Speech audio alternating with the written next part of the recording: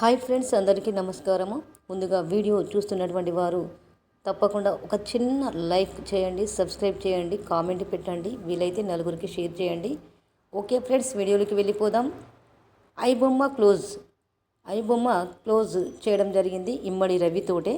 మరి దమ్ముంటే పట్టుకోవాలని మనోడు సవాలు విసిరిన నిర్వాహకుడు ఇమ్మడి రవి మరి 2 నెలలుగా నిఘా వేసి అరెస్టు చేయడం జరిగింది. అంటే దమ్ముంటే పట్టుకోవాలని మరి పోలీసు వాళ్లకు సవాలు విసరడం అయితే జరిగింది. 2 నెలలుగా నిఘా వేసి అరెస్ట్ చేయడం జరిగింది ఇమ్మడి రవిని. మరి world wide hacking network UK నుంచి సర్వర్ హ్యాక్ చేసి సినిమాలు డౌన్లోడ్ చేయడము, వెబ్సైట్ లాగిన్ వివరాలు పోలీసులకు అందజేయడము అనేది జరిగింది.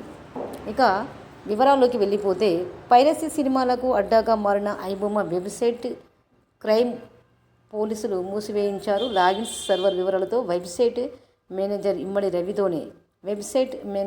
రవితోనే మరి వీటిని క్లోజ్ చేయించడం అయితే జరిగింది. మొత్తానికి ఆ వెబ్సైట్ అనేది లేకుండా చేయడం జరిగింది. రవి అరెస్టుతో సంచలన విషయాలు వెలుగులోకి వస్తున్నాయి. చాలా విషయాలు ఇంకా అతడు ఏమేమి చేశాడో, ఇంకా సాంకేతిక పరిజ్ఞానం ఉపయోగించి ఇంకా ఏమేమి చేయడం జరిగిందో మరి ఇంకా వెలుగులోకి రావడం జరుగుతుంది అని ఇక్కడ ఇవ్వడం జరిగింది. వేలాది సినిమాలను హార్డ్ డిస్క్లలో స్టోర్ చేసి వరల్డ్ వైడ్గా హ్యాకింగ్ నెట్వర్క్ నడిపిస్తున్నట్టుగా మరి తెలుస్తున్నది. మొత్తానికైతే ఐబొమ్మను క్లోజ్ చేయడం జరిగింది ఇమ్మడి రవితోటే. ఇక టీచర్లకు టెట్ తిప్పలు. ఎందుకంటే సర్వీస్లో ఉన్నటువంటి టీచర్లకు మరి 2012 అంతకుముందు వచ్చినటువంటి టీచర్లకు కూడా తప్పకుండా ప్రమోషన్ కొరకైతే మరి టెట్ క్వాలిఫైడ్ అనేది ఉండాలనే ఉద్దేశంతో మరి ఇప్పుడు టీచర్లకైతే టెట్ అనేది తప్పకుండా మరి ఉన్నది అని సుప్రీంకోర్టు తీర్పు ఇవ్వడం జరిగింది. ఇక్కడ చూడండి, లాంగ్వేజెస్ ఇంగ్లీష్, బయాలజీ, ఫిజిక్స్ టీచర్లకు ఇబ్బందులు, వాళ్ళకు సంబంధం లేని సబ్జెక్టుల నుంచి 90 మార్కులు ఇవ్వడం జరుగుతుంది అని సబ్జెక్టు పరంగా టెట్ పెట్టాలని డిమాండ్ చేయడం, 2 ఏళ్లలోపే క్వాలిఫై కావలసిన వాళ్ళు 45,000 మంది టీచర్లు ఉన్నారు అని మరి ఈరోజు వార్తలు ఇవ్వడం జరిగింది. ఇక దీనికి ఉపాధ్యాయ సమస్యలపై, అంటే సర్వీసులో ఉన్నటువంటి ఉపాధ్యాయ సమస్యలపై జనవరి 29న పార్లమెంట్ మార్చ్ అనేది ఎస్టీఎఫ్ కేంద్ర కమిటీ నిర్ణయం. టీచర్లకు టెట్ నుంచి మినహాయింపు ఇవ్వాలని డిమాండ్ చేయడం అయితే మరి ఎస్టీఎఫ్ఐ వాళ్ళు మరి ఈ సమస్యలపై వాళ్ళు కేంద్ర కమిటీ అనేది నిర్ణయం తీసుకోవాలని మరి ఈ ఎఫ్ఐ వాళ్ళు డిమాండ్ చేయడం జరుగుతుంది. న్యూఢిల్లీ వెలుగు. ఉపాధ్యాయ విద్యారంగ సమస్యలపై వచ్చే ఏడాది జనవరి 29న పార్లమెంటు మార్చ్ చేపట్టనున్నామని school teachers federation of India తెలియజేయడం అయితే జరిగింది. అంటే school teachers federation of India వీళ్ళు మొత్తానికి జనవరి 29న పార్లమెంటు మార్చ్ అనేది తప్పకుండా మరి చేయాలనే ఉద్దేశంతో ఇక్కడ ఇవ్వడం జరిగింది. ఎస్టీఎఫ్ఐ కేంద్ర కార్యదర్శి వర్గం కేంద్ర కార్యవర్గ సమావేశాలు శని ఆదివారాల్లో ఢిల్లీలోని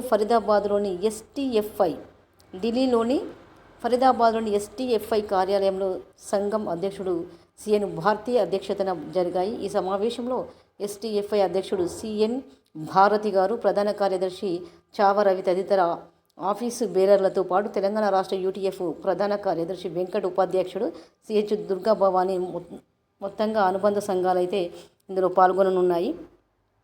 జాతీయ విద్యా విధానం రద్దు, టెట్ నుంచి ఇన్ సర్వీస్ ఉపాధ్యాయులకు మినహాయింపు ఇవ్వాలని కోరుతూ జనవరి 29న పార్లమెంటు మార్చి నిర్వహించాలని భేటీలో సంఘం నేతలైతే మరి కోరడం జరిగింది. ఎందుకోనంటే టెట్ నుంచి ఇన్ సర్వీస్ ఉపాధ్యాయులకు మినహాయింపు ఇవ్వాలని కోరుతూ జనవరి 29న పార్లమెంటు మార్చ్ నిర్వహించాలని భేటీలో సంఘం నేతలు నిర్ణయించారు.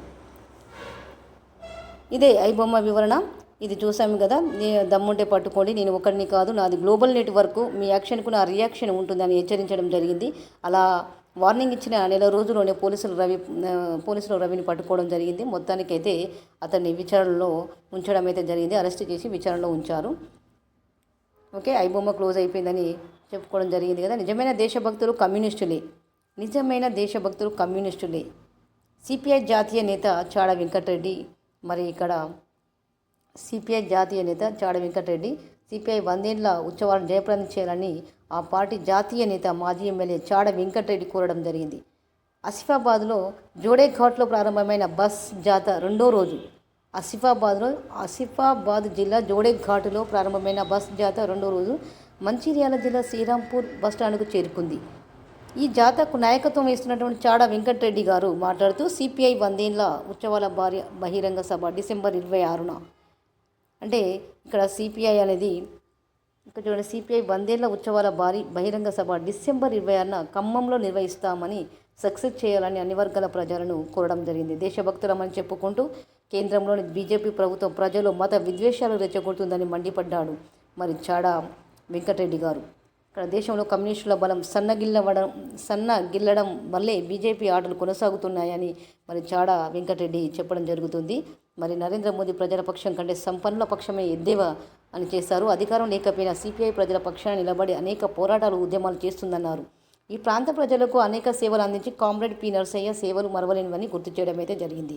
మొత్తానికైతే ఇక్కడ నిజమైన దేశభక్తులు ఎవరు అని అంటే కమ్యూనిస్టులే కదా. నిజమైన దేశభక్తులు కమ్యూనిస్టులే కాబట్టి వాళ్ళు లేకపోతేనే ఇన్ని అరాచకాలు మత విద్వేషాలు అన్నీ జరుగుతున్నాయి. కాబట్టి నిజమైన దేశభక్తులు కమ్యూనిస్టులే అని మనమైతే అనుకోవడం జరుగుతుంది. ఓకే ఫ్రెండ్స్, ఈ వీడియో కనుక నచ్చినట్లయితే లైక్ చేయండి, ఒక చిన్న లైక్ చేయండి, సబ్స్క్రైబ్ చేయండి, కామెంట్ పెట్టండి, వీలైతే నలుగురికి షేర్ చేయండి.